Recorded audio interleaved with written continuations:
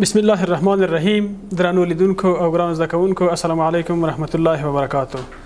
الله تعالی دې وکړي چې روغ او جوړ بوي. ذبیح الله زاهد یم د تیر په بیا هم د 12م ټولګي د بیولوژي څخه درته د عکس العمل یا حرارتي ځواب تر سرلیک لاندې موضوع تشریح کوم. درنو زده کوونکو تیر ورځ موږ تاسو څه شی ولوستل پرین؟ ډېر ښه. تیر ورځ موږ او تاسو د بدن دفاع ولوسته. همدارنګه د بدن د دفاع څو ډولونه مو ولوستل. کله چې موږ تاسو په کوم محیط کې ژوند کوو هغه ته د موږ تاسو بدن ته یا د بدن سره مخ ناروغي تولیدونکي میکروبونه داخليږي چې په هر لاره وي. بیا بدن زموږ سره د موږ تاسو بدن د غوسره په طبيعي ډول باندې مقابله کوي. د بدن د توان او قدرت ته څه ویل کېدل؟ شاباس د بدن دفاع. زموږ تاسو بدن د ناروغي په وړاندې څه ډول دفاع کولای شي؟ آفرین. غیر اختصاصي او اختصاصي. شاباس آفرین.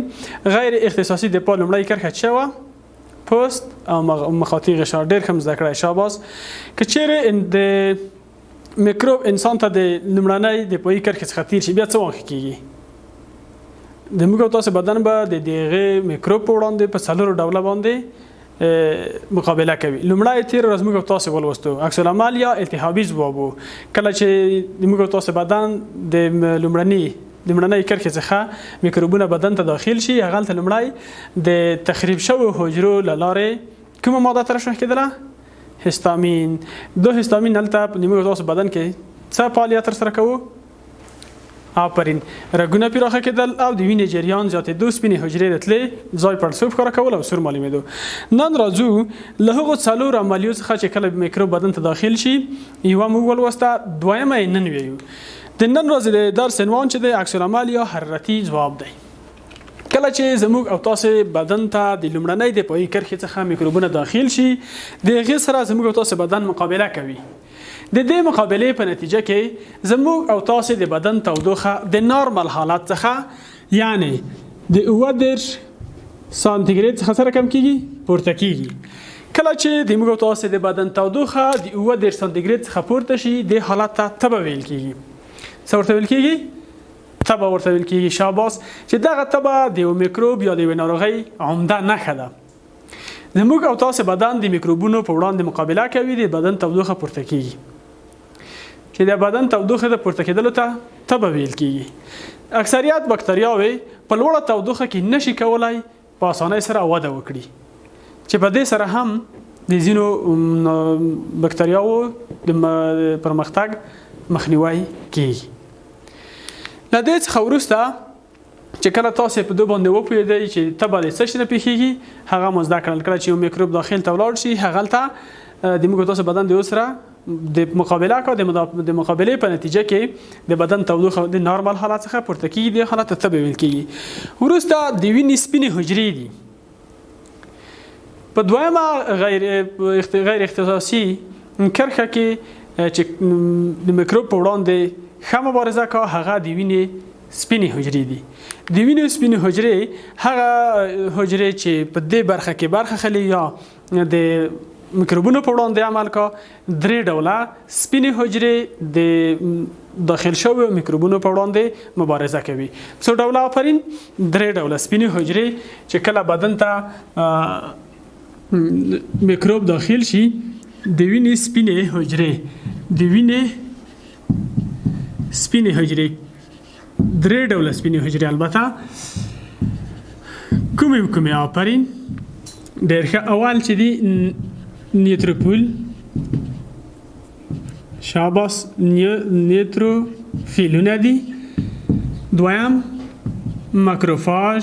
آفرین. شاباس. دریم شی دی طبیعي وژونکي د وینې سپینې حجرې. دغه درې ډوله حجرې د میکروبونو په ضد ډیره مهمه حمله ترسره کوي، یعنی د هغې په وړاندې ډیره قوي مبارزه کوي. لومړی موږ او تاسې نیتروفیل ویو چې نیتروفیل د میکروبونو په وړاندې څه ډول عمل کوي. کله چې نیتروفیلونه چې د وینې د سپینو حجرو له ډلې څخه دي د میکروبونو سره مخامخ شي هغه تر میکروب چاپیره کیږي او څه رقم کوي؟ تخریبوي او په دې اساس یې له منځه وړي. کله چې میکروب بدن ته داخل شي په دویمه اختصاصي کرښه کې د وینې سپین حجرې د دې په وړاندې قوي حمله کوي چې دغه ډلې څخه نیوتروفیلونه دغه میکروبونه په څنګه کې وي ته دغه میکروبونو چارپیره کیږي او د چارپیره کېدو په نتیجه کې تخریبوي او په دې اساس باندې له منځه وړي. دوهم یې چې دی هغه ماکروفاژونه دي. ماکروفاژ هم د وینې د سپینو حجراتو له ډلې څخه دی. دوی میکروبونه وژني تیروي. په همدې ترتیب هغه حجرې چې په بدن کې تخریب شوي دي یا له منځه تللي هغه هم بدن هم له هغې څخه پاکوي. په همدې ترتیب وروسته دغه د سپینو حجرې چې دي د وینې له لارې په لمف کې حرکت کوي چې موږ تاسو په راتلونکي درس کې لمفاتیک سیستم او لمف پیژنو. دریم ډول د وینې حجرات چې دي یا د وینې سپینې حجرې چې دي چې د بدن په غیر اختصاصي دفاع کې برخه اخلي هغه طبیعي وژونکي حجرې یا نیچرل کیلر سیلز دي. طبیعي وژونکي حجرې په څه ډول باندې د میکروبونو په ډول د میکروبونو په مقابل کې دفاع کوي؟ په دوه باندې پوهیږئ؟ نه، د وینې له سپینو غټو حجرو څخه دي. یعنې دا هم د وینې له سپینو حجرو څخه دي. په میکروبونو ککړې حجرې په نښه کې وي او تر حملې لاندې نیسي. د هغې حجروي غشا تخریبوي. د دې حجروي غشا د تخریب په نتیجه کې دو حجرو ته زیاتې مایع یا زیاتې اوبه داخلیږي چې بالاخره دا حجرات څنګه کیږي؟ پړسیږي او د پړسېدو په نتیجه کې له منځه ځي او چوي. د طبیعي وژونکو حجرو څخه د سرطان په وړاندې هم ښه استفاده کیږي یا هم د موږ او تاسو بدن د سپینو حجرو په د نیچرل کیلر په واسطه باندې د سرطاني حجرو لپاره ښه دفاع کوي. یعنی نیچرل کیلر چې دی د سرطاني ناروغیو په مخنیوي کې هم مهم رول لري. د وینې دغه درې ډوله سپین کرویات یا سپینې حجرې وي چې په غیر اختصاصي په دویمه کرښه کې په فعاله او پوره توګه ونډه اخیسته او د بدن دفاع یې کوله. څلورمه برخه چې دا هغه پروټینونه دي. یعنی کله چې بدن ته د لومړی کرښه یعنی په غیر اختصاصي دفاع کې چې لومړی کرښه میکروب تیر شي څلور میخانیکیتونو باندې د هغو په مقابل کې مقابله کیږي چې لومړی موږ تاسو په تیر ویډیو کې ویله یا په تیر درس کې مو ووی چې هغه څه وو؟ التهابي ځواب وو. دویم حرارتي ځواب دی. دریم چې د وینې سپینې حجرې او څلورم هم پروټینونه دي. ځینې پروټینونه په وینه کې جریان لري او په غیر فعال شکل باندې په حرکت کې وي چې په غیر اختصاصي دفاع کې ګډون کوي او د تکمیلونکو یا بشپړونکو پروټینونو یا کمپلیمنت سیستم په نامه سره یادېږي. ځکه چې د دفاعي سیستم د ځینو اجزاو کار بشپړ کوي.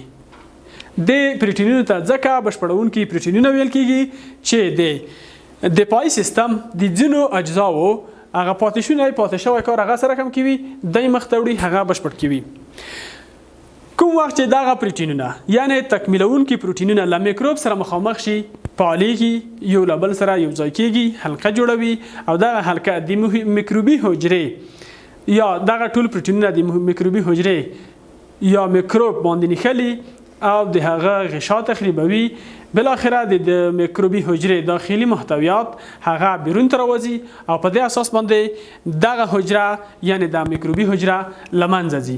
راځو د پروټینونو د عملیې یا د پروټینونو د کار لپاره موږ تاسو دلته یو ویډیو ګورو چې زموږ تاسو بدن کې دغه کمپلیمنت سیستم یا دغه بشپړونکي یا تکمیلونکي پروټینونه څه ډول عمل کوي، په څه ډول باندې دوی د میکروبونو په وړاندې مبارزه او مقابله کوي.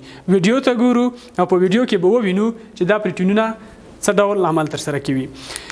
موږ تاسو دلته په ویډیو کې ګورو چې یو شمېر پروټینونه په وینه کې په غیر فعال ډول باندې جریان لري. کله چې د میکروب یا میکروبي حجرې سره مخامخ شي دوی فعالیږي، یو له بل سره د مختلفو میکانیزمونو په نتیجه کې وصل کیږي. تاسو وینئ چې دلته مختلف پروټینونه رسي او یو د بل سره کړۍ جوړوي یا یو حلقه جوړوي چې دغه حلقه چې کله تکمیل شي بالاخره د میکروبي حجرې یا د میکروب په غشا پورې نښلي. تاسو دلته وینئ چې مختلف پروټینونه سره یوځای شول او دوی یو حلقه جوړه کړه. د حلقې په نتیجه کې دوی په څه شي باندې نښلي دي؟ دوی په میکروبي حجره یا په میکروب باندې نښلي. کله چې په میکروب باندې ونښلي د دې میکروب حجروي غشا یا هغه دیوال څنګه کوي؟ تخریبوي. د دې تخریب په نتیجه کې د حجروي غشا داخلي محتویات بیرون ته راوځي او په دې اساس باندې حجره له منځه ځي. د موږ او تاسو د نن ورځې درس چې د حرارتي ځواب یا عکس العمل څخه مو شروع کړ. دغه حرارتي ځواب یا عکس العمل چې دی کله چې بدن ته د لومړنۍ کرښې څخه میکروبونه داخل شي، هغلته بدن زموږ او تاسو بدن د دغو میکروبونو سره د څلورو میخانیکیتونو له لارې دفاع کوي چې لومړی مو په تیر درس کې ولوستو چې هغه التهابي ځواب یا عکس العمل وو. په هغه باندې وپوهیدو چې کله زموږ او تاسو بدن د وستنې یو ازغي په واسطه باندې یا یو وستن یا ازغی زموږ تاسو بدن ته لاړ شي، دلته میکروبونو ته لاره برابرېږي تر څو بدن ته داخل شي.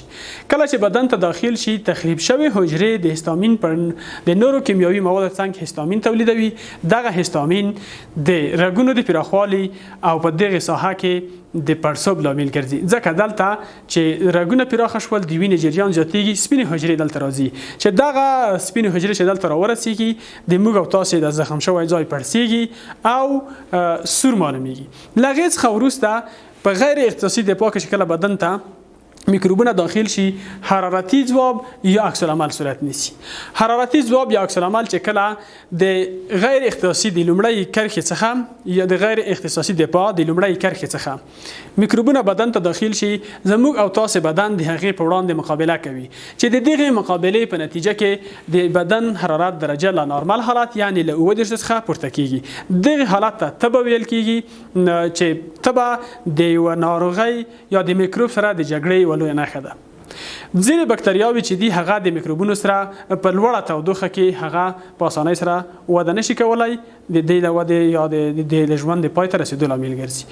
دویم چې دي سپینې حجرې دي.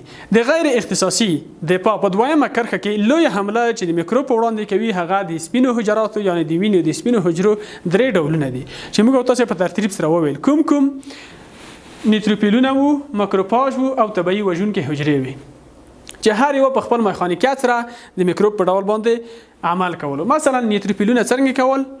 آفرین، ته میکروب چرپره کېدی او له منځه وړې. ډېر ښه. له هغې څخه وروسته ماکروفاژ وو. ماکروفاژونه میکروبونه وژني او تیروي. د دې ترڅنګ چې میکروبونه وژني او تیروي، تخریب شوی حجرې هم له منځه ورسره تیروي او بدن له دغو مړو او تخریب شوي حجرو څخه پاکوي. بل چې وو طبیعي وژونکي حجرې وي. دا څه ډول وي؟ آفرین، دا چې وي د بدن د سپینو کرویاتو له غټو حجراتو څخه وي. دوی څه شی کول؟ آفرین، هغه په میکروب ککړې حجرې په نښه کولې، بالاخره د هغوی غشای تخریبوله، بیروني مواد ورته داخلېدل او د پړسوب په نتیجه کې یعنې مایع ورته داخلېدل، د پړسوب په نتیجه کې له منځه تلې. له هغې څخه وروسته موږ او تاسې ووی پروټینونه، یعنی څلورمه په غیر اقتصادي دفاع په دویمه کرښه کې څلورم میکانیزم چې و هغه پروټینونه وو چې پروټینونه یو ډول ځانګړي پروټینونه دي موږ تاسو بدن کې د وینې کې جریان لري. کله چې میکروبي حجره وویني فعالېږي، د فعالېدو په نتیجه کې یوه حلقه جوړوي. دغه حلقه په میکروبي حجره باندې سره کم کېږي، سره کېږي، د میکروبي حجرې غشا تخریبوي، داخلي محتویات بیرون ته راوځي او په دې اساس باندې حجره له منځه ځي چې په دغه برخه کې موږ تاسو یو ویډیو هم ولیده. راځو د درس وروستۍ برخې ته چې پوښتنې دي. پوښتنو ته په هر وخت کې موږ څلور ځوابه پوښتنې چمتو کوو. لومړی پوښتنه دا شی ده وي سپینې حجرې چې په د غیر اختصاصي دویمه کرښه کې ونډه اخلي په څو ډوله دي. اول ځواب کې لیکل شوي په 2 ډوله، په دویم کې لیکل شوي په 3 ډوله، په دریم ځواب کې لیکل شوي په 4 ډوله او په څلورم ځواب کې لیکل شوي زیات ډولونه لري. دلته د موږ او تاسو مطلب په دغه غیر اختصاصي دفاع په دویمه کرښه کې د سپینو حجراتو ډولونه دي چې د میکروبونو په وړاندې په بدن کې دفاع کوي. دویمه پوښتنه تکمیلونکي پروټینونه څه وخت فعالېږي؟ اول ځواب کې لیکلي وي د هستامین په واسطه. کله چې هستامین د تخریبونکو حجرو څخه ترشح شي یا وسول شي دی فعالېږي. په دویم کې لیکل شوي وي د میکروب سره د مخامخ کېدو په وخت کې. دریم د میکروب په خارجېدو سره، کله چې د بدن څخه میکروب خارج شي پروټینونه یا تکمیلونکي یا بشپړونکي پروټینونه فعالېږي. او څلورم یې لیکلي وي ټول ځوابونه سم دي. د دې ویډیو او درس په کتلو سره به تاسو یادو پوښتنو ته ځواب ورکړئ. د موږ او تاسو د نن ورځې درس په همدې ځای پای ته رسیږي. تر بیا مو چې په خدمت کې حاضر یم، په متعال رب وسپارم. الله تعالی مل او ملګری شه.